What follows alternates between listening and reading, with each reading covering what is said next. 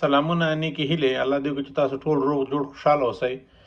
غواړم چې دلته د قرنطین د دې فرصت نه د ګټه اخیستنو په پار د بعضې روزمره د بعضې هغه مرضونو باره کې لږ وغږېږم، کوم چې په افغانستان کې بیخي ډېر دي یا په افغانستان کې مریضان ډېر دي. خو د دې کې دا ویډیو اوږده نه شي. یو غټ مشکل چې مریضانو به مراجعه کوله او اکثر مریضان به راتله، هغوی به د قبضیت او د خېټې بادونو د وجې نه به اکثر مریضان به چې راتله د دغه مشکلاتو سره به مراجعه کوله.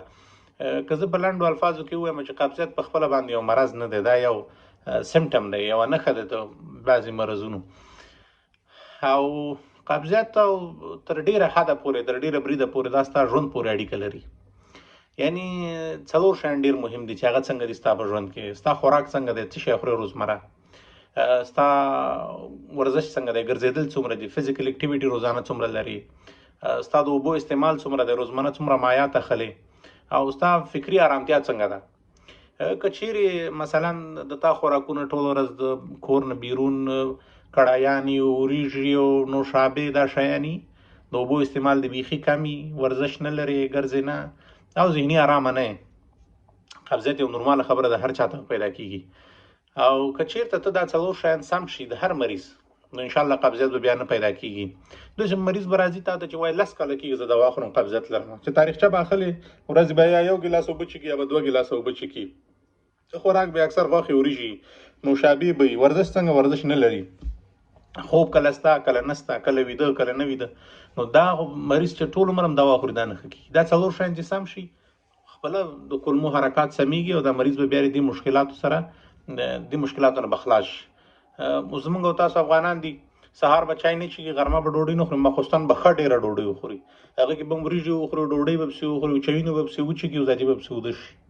هغه ټوله شپه معده باندې بوجي، معده هم سوځېږي، قبضیت هم ورته پیدا کېږي، او د قبضیت د وجې نه خېټې باد هم پیدا کېږي، بواسیر هم ورته پیدا کېږي. نو ژوند ټول ګډوډي. نو دغه څلور شیان باید اصلاح شي.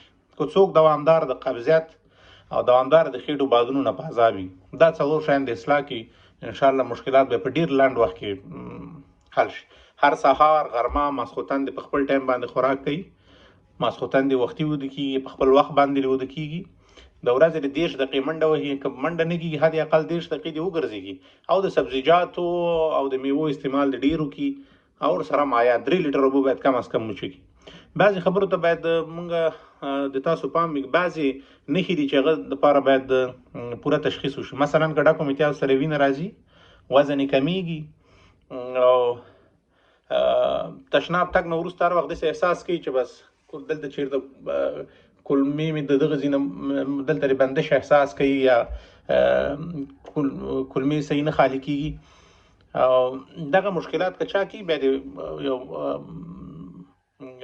متخصص سره ته مراجعه وکړي چې مشخص تشخیص وشي. او نور که روزمره داسې کله ښه کله ښه نه، او کله دا مشکل او یو کله نه، نو دغه څلور شیان د اصلاح کې انشاءالله مشکلات به ختم شي.